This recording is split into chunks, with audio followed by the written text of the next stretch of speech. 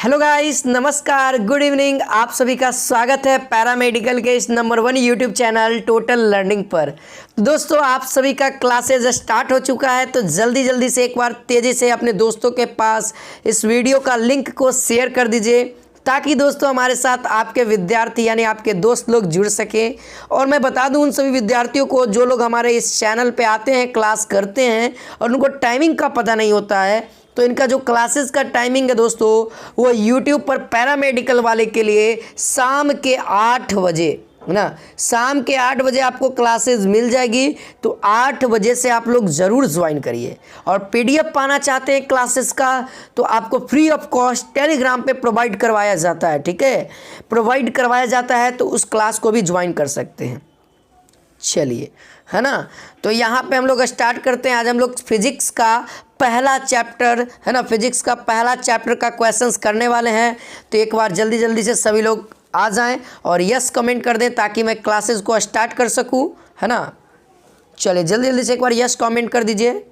चलिए भाई, बहुत अच्छी बात है, तगड़ा है ना, तगड़ी एलिमेंट। हाँ चलिए, यहाँ पे देखिए आगे क्वेश्चन नंबर 1 आपके स्क्रीन पे आ रहा है। देखिए क्वेश्चन नंबर 1 आपके स्क्रीन पे दोस्तों कहता है पारसेक, है ना, पारसेक एवं प्रकाश वर्ष। प्रकाश वर्ष को अंग्रेजी में क्या कहते हैं? Light year. ठीक है, इकाई है, यह किसकी इकाई है दोस्तों? ऑप्शन नंबर ए आपके बीच है समय की, ऑप्शन नंबर बी आपके बीच दोस्तों चुंबकीय बल की, ऑप्शन नंबर सी है दोस्तों प्रकाश की चमक की, और दोस्तों आप सभी के सामने ऑप्शन नंबर डी कहता है दूरी की।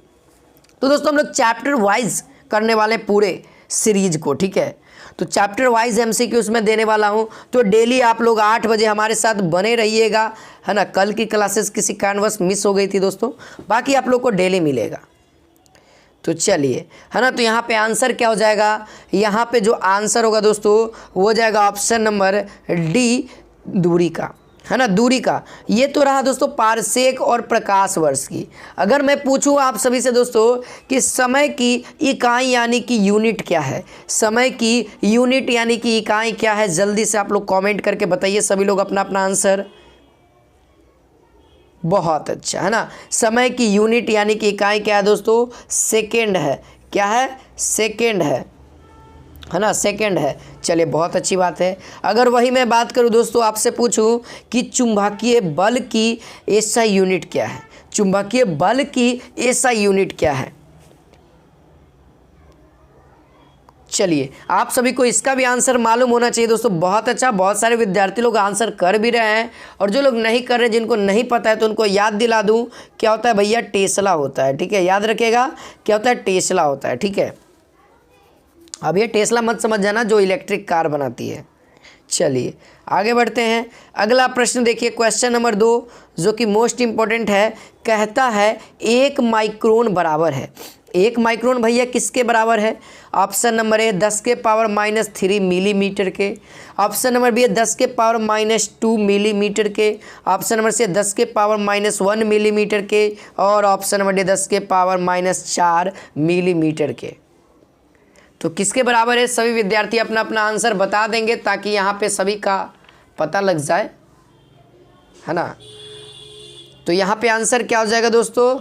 यहाँ पे जो आंसर होगा आप सभी का, जो ये स्टूडेंट ऑप्शन नंबर ए बता रहे हैं ना, यानी कि 10 के पावर -3 मिलीमीटर, उन सभी का सही है ना। तो ऑप्शन नंबर ए इसका आंसर राइट हो जाएगा दोस्तों।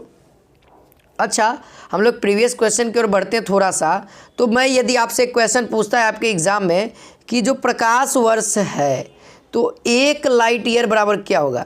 1 लाइट ईयर बराबर क्या होगा? जल्दी से बता दीजिए आप लोग, है ना। डीपली थोड़ा सा पढ़ते हैं दोस्तों, क्या बात है ना। जल्दी से बताइए। 1 लाइट ईयर क्वेश्चन पूछा हुआ आपके एग्ज़ाम में, तो जानना जरूरी है। चलिए बता देता हूँ, आंसर मिलाइएगा सभी लोग। कितना हो जाएगा?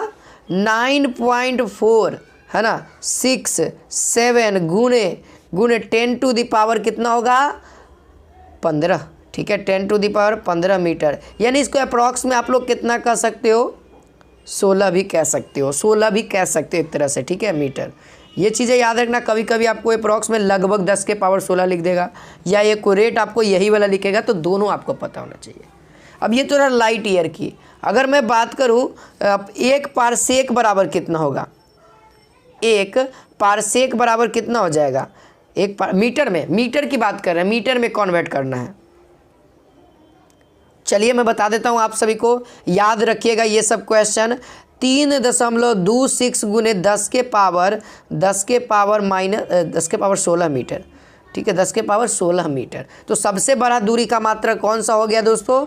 तो पारसेक हो गया। याद रखिएगा दूरी को मापने के लिए सबसे बड़ी इकाई कौन सी है? तो पारसेक है, ठीक है। क्योंकि लाइट ईयर का आप लोगों ने देख ही लिया था, 10 के पावर 15 था। इसका तो भाई आगे में और अंक है, और भाई इसका तो 10 के पावर 6 मीटर पहले से, तो सबसे बड़ा हो गया और माना भी जाता है सबसे बड़ा। ये सब बातें याद रखिएगा। चलिए आगे बढ़ते हैं। अगला प्रश्न आप सभी के बीच है, यहाँ पे क्वेश्चन नंबर यहाँ पे 3 कहता है कि किन भौतिक राशियों के एक समान विमीय सूत्र नहीं है? एक समान विमीय सूत्र नहीं है। ऑप्शन नंबर ए है आवेग एवं संवेग। देखिए गलत लिखा गया है ना, यहाँ पे क्या होना चाहिए था? आवेग होना चाहिए था। आवेग एवं संवेग, बल एवं दाब, भार एवं दाब, कार्य एवं ऊर्जा, है ना? जल्दी से बता दीजिए। बहुत अच्छा। तो यहाँ पे आंसर क्या हो जाएगा दोस्तों? आंसर आप सभी को क्या याद रखना है? तो इसका आंसर जो सटीक आंसर होगा ना, वो हो जाएगा ऑप्शन नंबर बी वाले स्टूडेंट का सही, बल एवं दाब। अब ऐसा क्यों सर? तो आवेग का जो बीमा होता है ना, आवेग का, यहाँ पे आवेग की बात की जा रही है, ठीक है। यहाँ पे आवेग लिखा गया, टाइपिंग मिस्टेक है, ठीक है। तो यहाँ पे क्या हो जाएगा? आवेग एवं संवेग दोनों है, ठीक है। तो आवेग का जो फॉर्मूला होता है, फॉर्मूला अलग होता है, भौतिक फॉर्मूला अलग होता है, लेकिन बीमा सेम होता है। बीमा क्या होता है मैं बता देता हूँ। यहाँ पे क्या होता है आप लोग को पता है? पता है तो कॉमेंट करिए, पता है तो कॉमेंट करिए जल्दी से। यहाँ पे जो बीमा होता है दोस्तों, वो होता है ML T के पावर -1, ML T के पावर -1। आवेग का भी होता है और संवेग का भी होता है। अगर मैं बात करूं दोस्तों बल का, अगर मैं बात करूं आपके सामने बल की बारे में, तो बल का जो यहाँ पे बीमा हो जाएगा वो हो जाएगा ML T के पावर -2 हो जाएगा। ये आपके सामने बल का हो जाएगा। अगर आप लोग प्रेशर की बात करते हो, दाब की बात करते हो, ठीक है, दाब का यहाँ पे, तो दाब का यहाँ पे क्या होता है? फॉर्मूला होता है न्यूटन प्रति मीटर स्क्वायर। तो यहाँ पर हो जाएगा ML के पावर -1 और T के पावर -2। ये आपका प्रेशर का फॉर्मूला हो जाएगा, ठीक है। ये आपका क्या हो जाएगा? प्रेशर का फॉर्मूला हो जाएगा। तो ये सभी बातें याद रखनी है आपको। बीमा सूत्र और कार्य का, ऊर्जा का तो भी बराबर होता है, ये पता है आप लोगों को। क्या होता है पता है?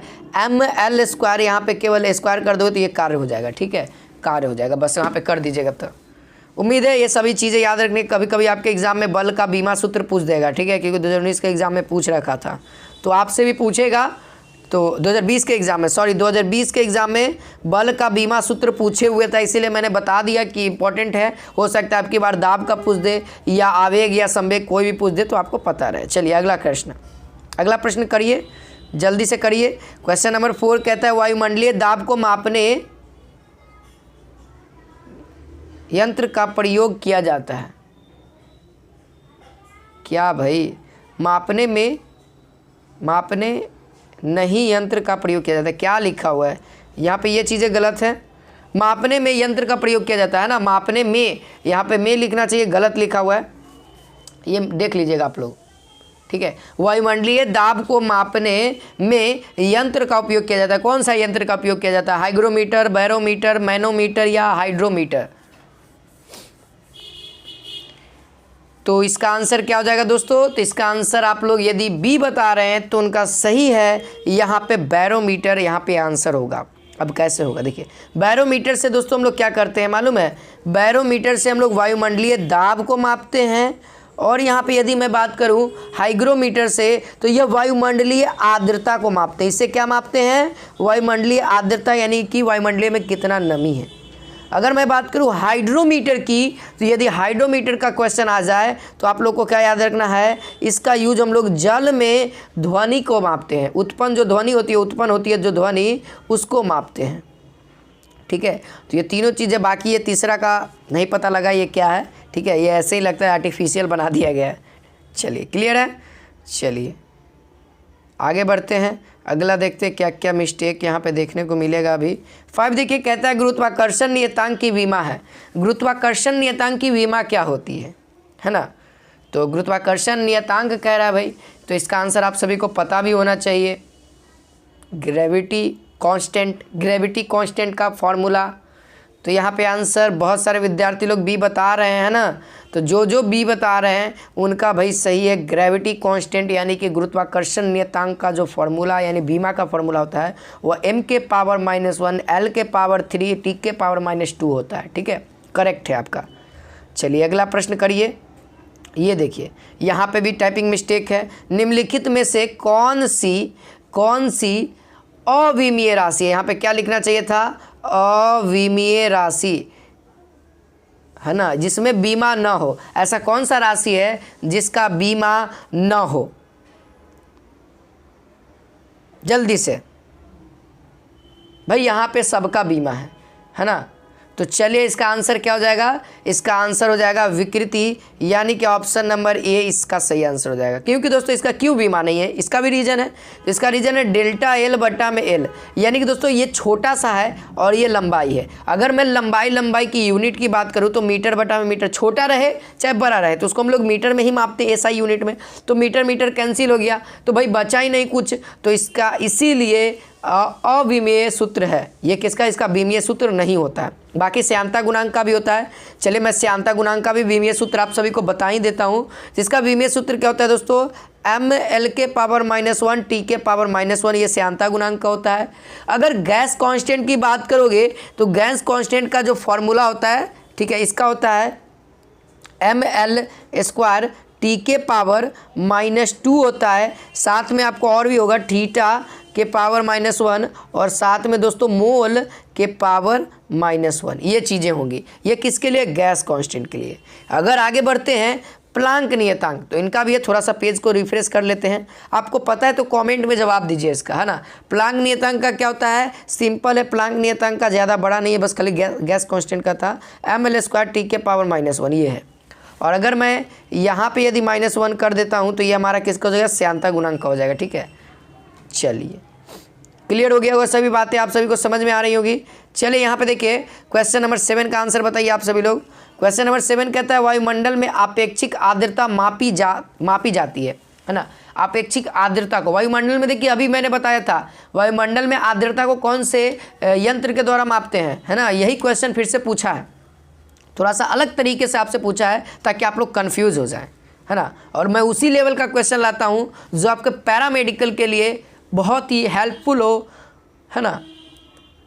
तो चलिए इसका आंसर बताइए। बहुत अच्छा, यहाँ पे आंसर क्या होगा, ऑप्शन नंबर ये हो जाएगा, क्या हो जाएगा जी, हाइग्रोमीटर, है ना। हाइग्रोमीटर यानी कि ऑप्शन नंबर बी जो बता रहे हैं इनका सही। वायुमंडल में क्या होता है दोस्तों, आर्द्रता को मापा जाता है। बाकी सबको पता ही है पोटेशियोमीटर के द्वारा क्या मापा जाता है, विद्युत विभव को मापा जाता है ना, 2 पॉइंट के बीच विभव को मापा जाता है। यहाँ देखिए क्वेश्चन नंबर 8 देखिए, कहता है कार्य का एसआई पद्धति में मात्रक है। कार्य का एसआई पद्धति में मात्रक क्या होता है, ऑप्शन नंबर ए है वाट, डाइन, न्यूटन, जूल। कार्य का बात कर रहे हैं भाई, जल्दी जल्दी से आंसर बताइए। बहुत अच्छा, तगड़ा खेल रहे हैं आप लोग, तगड़ा खेल रहे हैं, रन बना ही के जाइएगा लगता है। चलिए बहुत अच्छा, एक बार तेज़ी से आप लोग शेयर करो यार, शेयर में कंजूसी मत करिए, लाइक में कंजूसी मत करिए, ठीक है।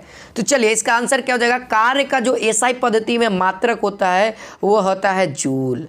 क्या होता है, जूल। अगर मैं बात करूं न्यूटन की तो न्यूटन दोस्तों बल का एसआई मात्रक है। अगर मैं बात करूं डाइन की तो ये बल का सीजीएस मात्रक है। अगर मैं करूं वाट का तो ये शक्ति का एसआई मात्रक है ना। जैसे बल्ब आप लोग मार्केट में खरीदते तो कितना वाट का, 100 वाट का बल्ब चाहिए, 50 वाट का बल्ब चाहिए, 60 वाट का बल्ब चाहिए, यानी कि जो शक्ति, उसकी शक्ति को माप रहे हैं हम लोग वाट का, ठीक है। चलिए आगे बढ़े, अगला प्रश्न देखिए, क्वेश्चन नंबर 9 है अदिश राशि है। ये जो ऑप्शन आपके सामने दिख रहे हैं दोस्तों, ऑप्शन नंबर ए है ऊर्जा, बल, गुण, संवेग, उपयुक्त में से सभी। अदिश राशि बताना है। अब इसमें से कौन सा अदिश राशि है ये आप सभी को बताना है। उस आर्द्रता को चाबी दो, इसका ट्रिक है दोस्तों, अदिश राशि को उस आर्द्रता को चाबी दो, है ना। तो ये कुछ ट्रिक है तो इसका आंसर क्या हो जाएगा, उस आर्द्रता को चाबी दो। ऊ से, उस आर्द्रता को, ऊ से क्या हो जाएगा, ऊर्जा, है ना, ऊर्जा। तो पहले के ऑप्शन आपका टिक हो जाएगा, ऊर्जा अदिश राशि है। बाकी विषुवत बल, विषुवत बल, और विषुवत बल में क्या हो जाएगा, विषु से विस्थापन, ब से बल, तो बल आगुण भी है, और संवेग का जिसमें 80% जो होता है ना, जिसमें अगर वह आ जाए ना, वो हमारा क्या होता है, सदिश रहते। तो देख लो संवेग में भी वह है, वेग हमारा खुद का ही है ना, वेग हमारा खुद, ये क्या सदिश राशि है। तो यहाँ पे आंसर क्या हो जाएगा, जो ऊर्जा दिख रहा है आपको, ये हमारा एक अदिश राशि है। अब बहुत सारे स्टूडेंट क्या करेंगे ना, जिनको नहीं पता है ये चीज़ें, तो वो क्या कर देंगे, यार ऑप्शन नंबर डी में उपयुक्त में से सभी, चलो एक टिक कर दो, यही वाला सही होबे करेगा, है ना। तो बहुत सारे स्टूडेंट सही भी कर देते हैं, और आप लोगों में से भी बता रहे होंगे कुछ ना कुछ लोग, है ना। तो यहाँ पे ये चीज़ें नहीं होंगी, जो आंसर होगा वो ऑप्शन नंबर ए होगा। तो इसीलिए तो मैं कन्फ्यूज करने के लिए पैरामेडिकल वाले टीचर जो क्वेश्चन सेट करते हैं, आप सभी को कन्फ्यूज करते हैं। भले ही क्वेश्चन आसान रहता है, बस खाली सोचने की क्षमता आपको देखते हैं वो, और कॉम्पिटिटिव एग्जाम में यही सब होता है। चलिए क्वेश्चन नंबर 10 देखिए, कहता है मात्रकों की अंतर्राष्ट्रीय पद्धति लागू की गई थी। मात्रकों की अंतर्राष्ट्रीय पद्धति कब लागू की गई थी? Option number A 1971, option number 1991, option number C 1983, option number D 1969 है ना, 69।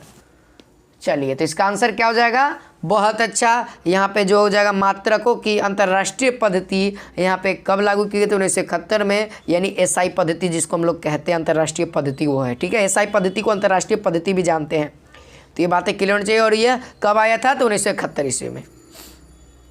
चलिए अगला प्रश्न देख लेते हैं। क्वेश्चन नंबर 11 कहता है, निम्नलिखित में से कौन सा सुमेलित नहीं है?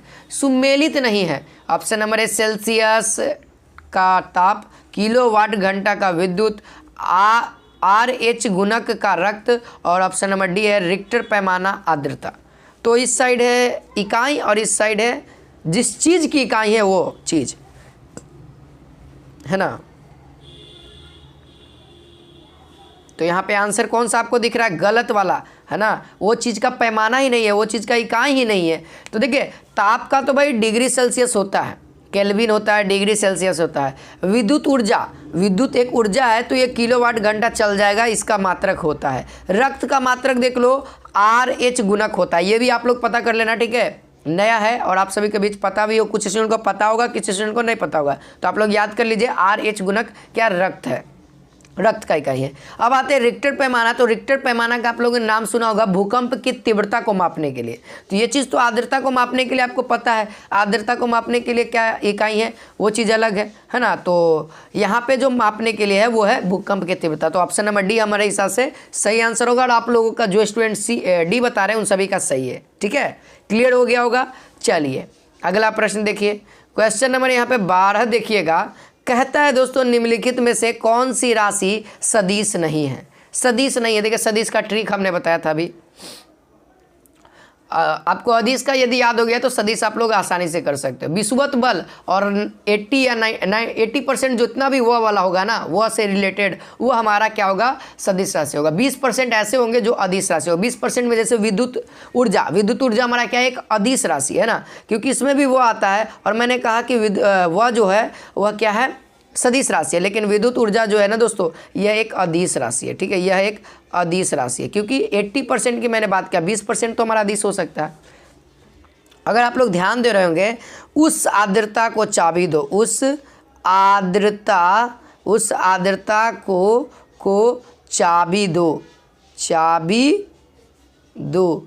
तो यहाँ पर से देख सकते हो आ रहा है, आ से हमारा क्या बनता है, आयतन बनता है। भैया देख लो यहाँ पे साफ साफ वर्ड में लिखा हुआ है। उ से ऊर्जा, स से क्या हो जाएगा, स से भी वर्ड है, द से द्रव्यमान, ता से ताप, है ना, वगैरह, चाल, है ना, ये सभी हैं। तो ऑप्शन नंबर डी यहाँ पे राइट आंसर हो जाएगा। ठीक है, सभी से जितना भी वर्ड आपको, प्रत्येक वर्ड है ना, सबका एक न एक अर्थ है, और सबका अर्थ आप लोग को याद रहना है।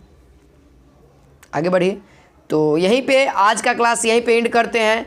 उम्मीद है कि आज की क्लासेज आप सभी को अच्छी लगी होंगी। तो इस वीडियो के नीचे एक बार कमेंट कर दीजिएगा क्लासेस के प्रति, और वीडियो को लाइक नहीं किया तो जाते जाते एक लाइक तो बनता है, लाइक कर देना। फिर से मिलते हैं नए सेशन में नए क्लास के साथ, नए इंपॉर्टेंट क्वेश्चन के साथ। तो आज के लिए इतना ही, टाटा बाय बाय, जय हिंद जय भारत।